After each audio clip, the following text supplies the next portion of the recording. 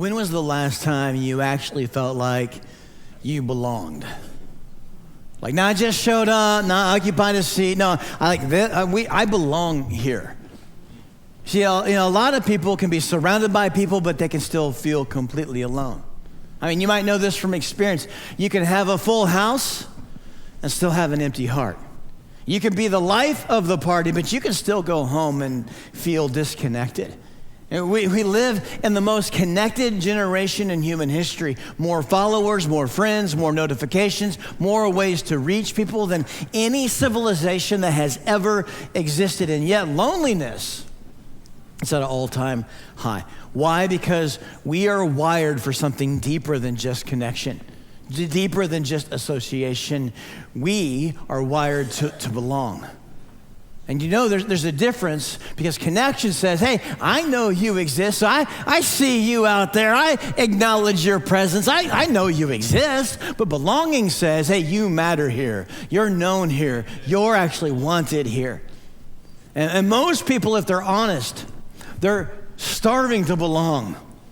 I mean, some of us have lived this, that you can show up at a place and get there and realize, I don't belong. One time, I ran out of gas in the backwoods of West Virginia, right? Let's just say nobody looked at me and thought, like, he belonged here. Like, not like, right? Here's what I want you to notice. That feeling, the one where you're in the room, but you're not really in the room, like, that's not just loneliness. That's what it feels like to be lost.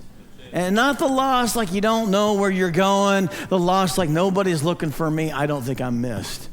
Lost like I've wandered so far from home, I don't even know if I can get my way back.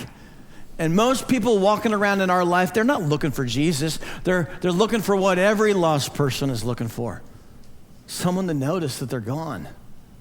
Someone who will go looking, someone who says, hey, you matter here. You belong here. You're wanted here. And here's what's wild. One of the most scandalous things Jesus ever did wasn't about what he said, it's about who he sat with. That he moved towards, who he made room for, who he was willing to be misunderstood for how much he loved them. And in Luke 15, we find this whole interaction with Jesus. It started because he was with tax collectors, the people that nobody wanted at their table, the people who had done real damage to real people in their community. And not only was he with them, he was eating with the sinners or the outcasts, people who were publicly labeled by their worst moments. So they weren't just tolerated by Jesus, they were drawn near Jesus. They would push through crowds to get to Jesus. And so when we read our New Testament, we discover that the people who are nothing like Jesus actually liked Jesus. And this was the amazing thing. Jesus liked them back. Because somehow when Jesus talked about God, the people in that community who felt the furthest away from God around Jesus, that's where they felt the most hope. So they didn't feel rejected or just tolerated. No, they felt like they finally belonged. And in Luke 15, there's another group of people. It was the religious people or the church people. And this is how Luke records. It says, now the tax collectors and sinners were all gathering around to hear Jesus, but the Pharisees and the teachers of the law, those are the church people, were whispering amongst themselves. And they said, this man welcomes sinners and eats with them. And so when the Pharisees and the teachers of the law confronted Jesus, they're basically talking about the sinners, haven't they done too much wrong to ever belong? And the outcasts and sinners are thinking, I think the Pharisees are probably right. If I ever walked into church, that place is going to catch on fire. And so in this moment, Jesus is bringing both groups together. Both groups are looking to Jesus, and they're all wondering, okay, well, what does God do with lost people? Like, what does God do with the people who don't belong? And one group was afraid that they were too broken to be loved. The other group was afraid God was too loving to the broken. And so Jesus, he tells these three parables. So these stories, they didn't happen, but Jesus is telling us what God is like. And remember, I said a parable is an earthly story with a heavenly meaning. So a parable is designed to change the way that you and I see God, see ourselves, the way we view others, what God is like in heaven, by using terms that you and I can actually understand. So Jesus as God is describing, what does God do with lost people? And he tells these three parables about the lost sheep, the lost coin, and the lost son. And these are really popular in the church world. If you've ever showed up at church, you've probably heard one of these before. But one of these parables is not like the other. In the parable of the lost sheep, the shepherd goes after the one. With the lost coin, the woman is desperately searching for the one. But with the lost son, no one goes searching. I mean, have you ever slowed down enough to pause and ask, like, well, why is that? Well, because not everything lost gets lost the same way. I mean, think about it. The sheep didn't wake up one morning and thinking, I hate my shepherd, I need to bail. Like, it didn't happen, right? I can't wait to go make some bad decisions. Like, that didn't happen. No, the sheep probably said, oh, there's some grass over there, and then there's some more grass, and then one step becomes 10 steps becomes a mile, and eventually the sheep looks around and thinks, like, how did I get here? That's the first kind of loss. It's not really rebellion, it's just a drift.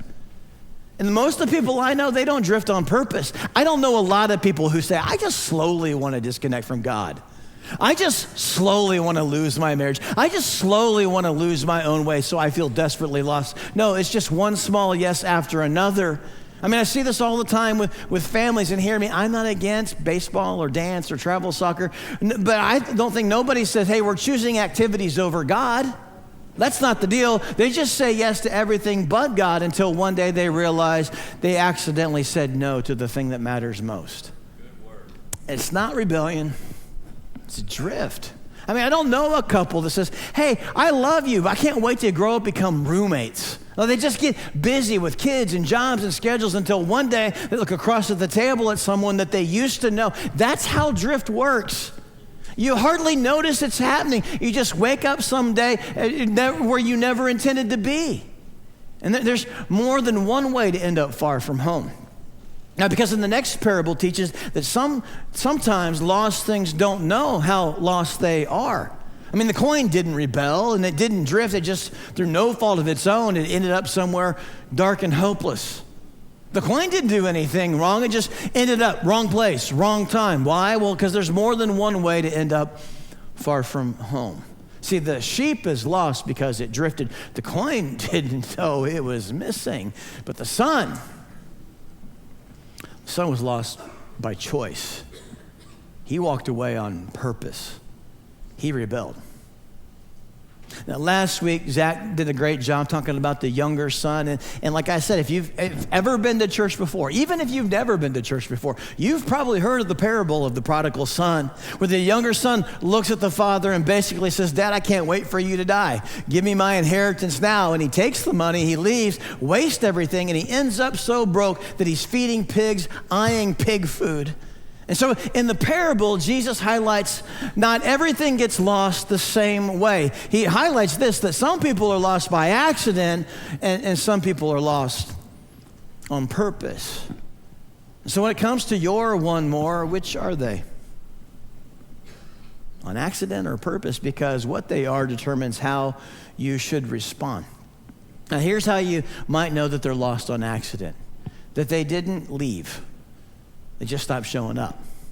They still believe, they stopped pursuing. They're not avoiding God, they're just not really making room for him. And maybe something happened in their life, like their marriage fell apart, a diagnosis came, their dream died, a prayer only felt like it was answered by silence. So they didn't walk away angry, they just stepped back quietly. Or like the sheep, they got lost on accident. And now they know they're lost, but all they hear is the voice of shame. And the voice of shame can't lead them home. They think to themselves, I can't go back there until I'm fixed. So they wait and they wait and they wait for someone to find them. So they're not running from God. They're just so ashamed and so hurt and so disillusioned, they can't find their way back home. You know what Jesus does with those kinds of people? Jesus aggressively pursues one more. Now, my heart breaks for everyone who has a loved one who's lost on purpose. And this is how you know that they're lost on purpose. The lost son is someone who traded closeness with the Father for control over their own life. Meaning they know where home is. They just don't want to come back yet. They know the scripture, they know the truth, they have a foundation, but right now they want the far country. And so they began to think that freedom means distance. The younger son thought, if I can just get away from my father, I'll finally be free. But the further he got from the father, the less free he actually became. They were chasing something they believed God was keeping them from. So they were chasing a relationship, a lifestyle, an approval, maybe some form of control. See, some people are lost on accident and some people are lost on purpose. So what does God do with lost people? The ones that are lost by accident, he aggressively pursues, not because they deserve it, but because they belong to him. And so hear me. If that's you here today, you belong here. You have a place here. You don't have to be perfect. Just come home. Just come home. Some are lost on accident. Others are lost on purpose. And in this parable, the father, he does something harder than chase after his son. He waits. Because real love doesn't force belonging. The father doesn't run after his son when he walked out the door. He does something harder. He lets him go. Now, hear this. Your kid's distance, the kid's distance from the father is not proof of the father's failure to love him. Their wandering is not evidence of the father's failure. It's just evidence of the person's freedom. And this hits my heart differently because I've talked to several families these last few months, and you're one more. We've talked, they're lost on purpose. And so when I say, let them go, it breaks your heart because you don't want them to ruin their life and you don't want to miss out on their life. And letting them go doesn't mean you stop loving them. It means you finally accept that you might not be able to love them enough to get them to come home. Why? Because you've had the conversations, you've made the phone calls, you've lost the sleep, you've said everything there is to say, and they're still choosing to be in the far country. I mean, you probably know this from experience. Some lessons in life you just have to learn on your own. So don't hear the father gave up on him. We know this from the text. He was not chasing, but he was watching. And there's a difference. See, sometimes chasing is my fear trying to do what only God can do, but watching says, hey, I believe they're coming home and I don't want to miss it. So every single day he has his eyes on the road, not with anger and not with some speech, no, with hope. And so if you have a loved one that is lost on purpose, keep your eyes on the road. See, most of us know the parable, but here's something that a lot of people miss. The son, he was actually fine for a while. He had money, he had freedom, he had everything he thought he wanted. And get this, everything he was spending in the far country, it came from his father. The inheritance, the health, the town, all of it came from the father. And here's too often, I think you and I, we do the same thing. Using God's gifts while avoiding God's presence, spending the blessing but avoiding the relationship. And then Jesus, he adds 4 words that change the whole thing. He says this, a severe famine struck. And so this is important, not the moment he rebelled and not when he wasted it all, after that. That when he thought that what he would satisfy him finally stopped working. Have you ever noticed how rarely you and I change when life is going well? I mean, we don't change when we're comfortable. We change when something in our life stops working. It's a relationship you thought would make you happy, a career you spent years building, a dream that finally came true, and somehow it left you feeling emptier than before. So the prodigal son, he doesn't go home because he finally understood his father. He doesn't go, oh, wow, the guy who fed me, clothed me, protected me, gave me everything, he actually loves me and knows what he's talking about. I had no idea. The prodigal son didn't go home when he finally understood his father. The prodigal son went home because he finally understood his hunger. See, the famine didn't create the need. It revealed a need that had been there all along. Now hear me, if you're here today and you feel like your life is in famine, I don't believe every hard season means God is punishing you. See, sometimes we suffer by our choices, but sometimes we suffer because of someone else's choices. And sometimes we suffer because we just live in a broken world. So God may not have caused your famine, but I believe to my core, he refuses to waste it. And Scripture promises, and we know that in all things, so that means the good things, the difficult things, the heartbreaking things, we know that in all things, God works for the good of those who love him. So I don't believe every famine is sent by God, but I do believe every famine can be used by God. Now, I don't know about you. I just know this from my own experience. Sometimes when it feels like everything is falling apart in my life is actually the moment where I realize what matters most. So what if your famine isn't creating the problem? What if it's revealing the problem? See, he's in the pig pen longing to eat pig food, and that's when Jesus says, he came to his senses.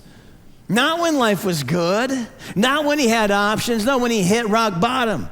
So the pig pen, and this is important, wasn't the end of the story. It was the moment he remembered, I have a home. And fortunately for some of our ones, that's what it's going to take. And I want you to notice the position of the father. It says, but while he, meaning the son, was still a long way off, his father saw him and was filled with compassion for him. And he ran to his son and threw his arms around him and kissed him. And so what does God do with lost people? Well, some are lost by accident. Some are lost by chance. Others are lost by choice. But Jesus shows us love always moves toward one more. Now, this is a great happily ever after. Just put a bow on it. Most of us, we stop there. But in the audience that day, everyone knows that the lost sheep and the lost coin and the lost son, there's the tax collectors and sinners. But Jesus put someone else in the parable. And it's a group of people who knew the rules. They knew their Bible, but they forgot the importance of relationship. A group that knew how to spot sin and how to be against sin, which is not always a bad thing. They just forgot how to celebrate a rescue, and they are the older brother. It says, meanwhile, the older son was in the field, and when he came near the house, he heard the music and dancing. Why? Because heaven celebrates when one more comes home. And so he called out to the servants and asked, hey, what's going on? And it says, your brother has come, he replied, and your father has killed the fattened calf because he has him back safe and sound. And the older brother became angry and refused to go in.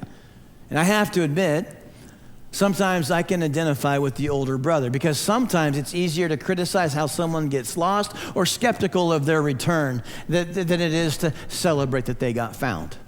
And one commentator wrote, by refusing to go into the party in their culture, the older son is publicly insulting the father, forcing the father to leave the party and leave the celebration to go and plead with the son outside. And do you know what this means?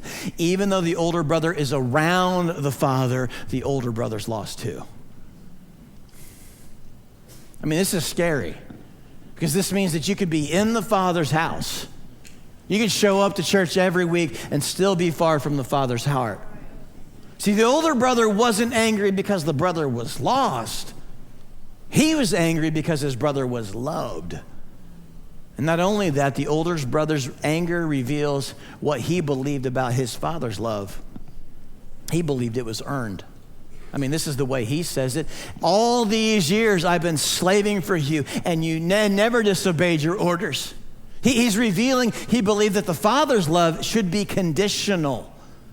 I see so many Christians in so many churches acting like the older brother. They're focused on angry, rule-based religion, wanting everyone in the world to pay for their disobedience but them. And so hear me, the older brother's not wrong because he cares about obedience. The older brother is wrong because he forgot obedience was supposed to make him look more like the father. See, the goal of following God was never to become better than lost people. No, the goal is to become better at loving lost people. And the Father, he's patient with them both. He's still teaching them both.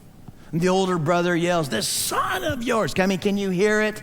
The jealousy, the resentment, and maybe he's jealous because of the lifestyle his brother got to live before the famine. Maybe he's resenting how willing the father is just accepting this guy back, but resentment always creates separation.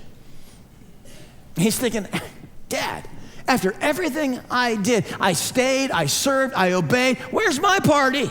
See, resentment grows in our life when someone else receives what we think we deserve. This son of yours. See, the older brother, in saying that, he's trying to change the way the father sees the son. So what does the father do?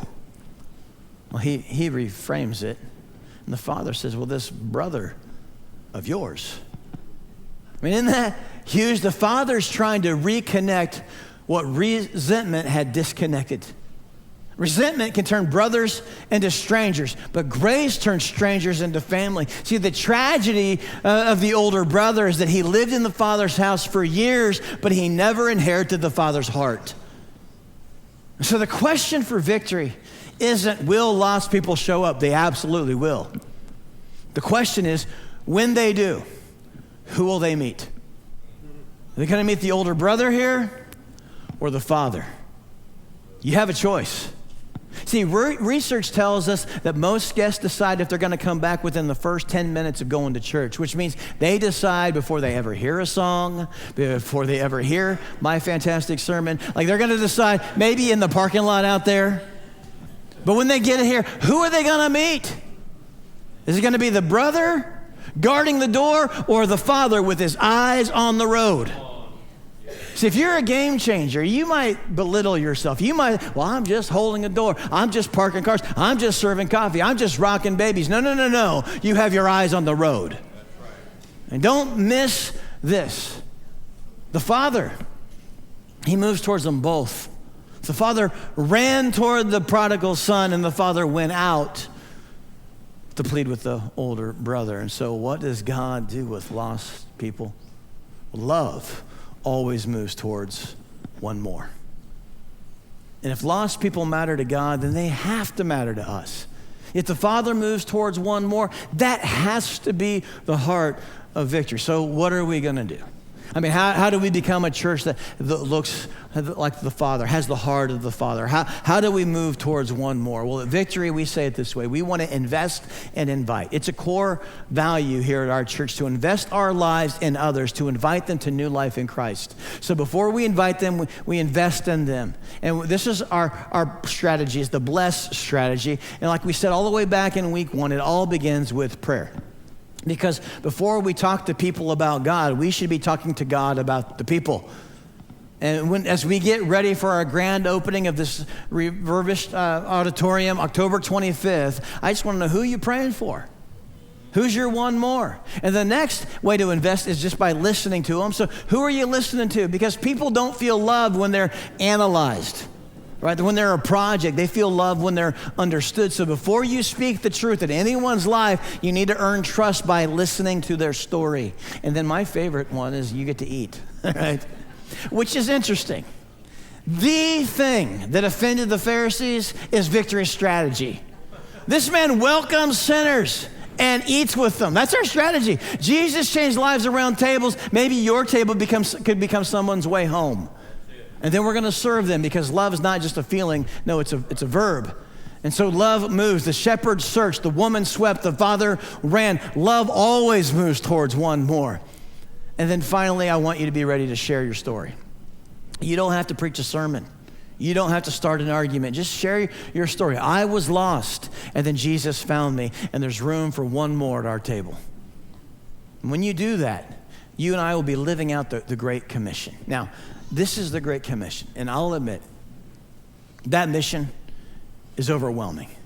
Because I read things like all nations, it feels impossible until you realize it all starts with one sheep, one coin, one son, one neighbor, one coworker, one friend, one more. And so I'm just asking you, would you just do for one what you wish you could do for everyone? I mean, you might not reach everyone, but you can love one more. And you might say, Josh, who should I invest in? I am so glad you asked, right? You got a string before you came in here. Yours looks a little bit different than mine. But this is something I would love for you to put on a key ring. Imagine the keys, right? Or a place or somewhere you'll remember it later. But I want you to think of 4 knots, 4 cues. They all begin with the word knot. So go ahead and get out your string. And as I reveal each one, just tie a knot in your string. And the very first one is simply this. Whenever you hear, I'm not doing well. I'm not doing well. You hear someone, they're saying, hey, things are not going well for them. And someone says, hey, my marriage is struggling. My health is scary. My family's falling apart. Life is heavy. You don't need to fix them. You just have to notice them. Remember Luke 15, someone noticed what was missing. So when you hear not doing well, like Pavlov's dog, extended invitation, just say, come and see. And sit with me, because love always moves towards one more. The second knot is when you hear, hey, I'm not from around here, right? I'm new to the neighborhood. I'm new to the job. I'm new to school. I got a new season. Because sometimes, many times, people aren't looking for a church, but they are looking for a place to belong. Be the person who can say, hey, you can belong at Victory. The third knot is whenever you hear, hey, I'm not prepared. I'm not prepared for what's next. And transparently, that's life, right? But being single does not prepare you for being married. Being married does not prepare you for being a parent. Being a parent does not prepare you for having teenagers. Having a job does not prepare you for retirement. At all ages and stages, there are things that you and I are unprepared for when it comes to what's next. And sometimes the greatest gift you can give someone is basically saying, hey, you're not alone. I go to this church that has a room of people who can say, me too. Just come and see. Come and see and sit with me. And then the final knot, I want you to extend an invitation every time you hear, I'm not in church. I'm not in church. I'm disconnected from church. I have church hurt. I've had a bad church experience. Anyone who thinks that God is done with them, those are the very people that Jesus sat with. You can come as you are at Victory. You're going to be welcomed there. Now, as you're tying those knots, I want you to think about your life. Every defining moment in your life started with an invitation. Some of you were invited on the date. Others were invited to join a team, or you were invited to college, or you were invited to apply for a job, or invited to work on this project. Every defining moment in your life, it included some kind of invitation. And here's what you know. You have no idea what God could do through you by extending an invitation to one more. So when you hear the word not, remember you're not, and do for one what you wish you could do for everyone, because love always moves towards one more. And if we focus on one more every year, I mean, just think about it. Even if no one else did it, if just you did this, if only you loved and invested and discipled, and just one, not 1,000, not a stadium, just one. And then that one, you reached another one, and all of your ones, you just kept on reaching one more. Do you know what would happen? Well, in year 1, spoiler alert, 1 would become 2, right? Big jump. But by year 5, 16 becomes 32. And by year 10, 512 becomes over 1,000 lives changed. By year 20, it becomes over 1 million lives changed because someone loved one more. If you keep going, year 30, you could reach 1 billion people. By year 34, 8 billion people. So by 2060, if you started this year, the whole world could know about the life-changing love of Jesus. See, Jesus, he never put the pressure of reaching everyone on one person. He put the mission of reaching one more on everyone. So, what does God do with lost people? Love always moves towards one more. And I love what the Father tells the Son. He says, but we had to celebrate. We had to rejoice. We had to throw a party and be glad because this brother of yours was dead and is alive. He was lost and is found. Jesus says heaven has to celebrate when one more comes home. So Victor, who's your one more? Because somewhere there's a sheep that has wandered so far they don't think they can find their way back. There's a coin sitting in the darkness and hopeless, wondering if anyone even notices. There's a son or a daughter who thinks the father is angry on the porch when actually he has his eyes on the road, waiting, hoping, ready. The father's heart's never changed. The father's not looking for a reason to reject you. He's ready to receive you. And Jesus says, hey, when one sinner comes home, heaven doesn't call a meeting. No one's standing at the pearly gates saying, it's about time, where you been? No, it says heaven throws a party. Because every number has a name, and every name has a story, and every story, it matters to God. And Victory, that's why we exist. Not to guard the house, not to judge who's walking down the road, not to criticize the pig pen. No, we exist to carry the heart of the Father. That's why we financially sacrifice to keep the lights on. That's why we're building the next door's building to keep a seat open for your one. We want to keep our eyes on the road for one more. And some of you today, you are the one. And you walked in here thinking if they knew my story, if they knew my doubts, if they knew my mistakes, they would tell me I don't belong. But Jesus brought you here today to remind you, you are known and you are loved. It's time to come home. You can come home. Some of you are thinking about your one. It's lost on purpose, and their name you don't have to think of. It's your son or your daughter or your friend or your neighbor. And I just want to tell you, don't give up praying. Keep loving. Keep your eyes on the road, because their story's not over. And when they come home, your church is going to be ready. When they come home, or your church is going to thank God. When they come home, heaven will throw a party, because hell lost another one and heaven found another one, and the Father welcomed home one more.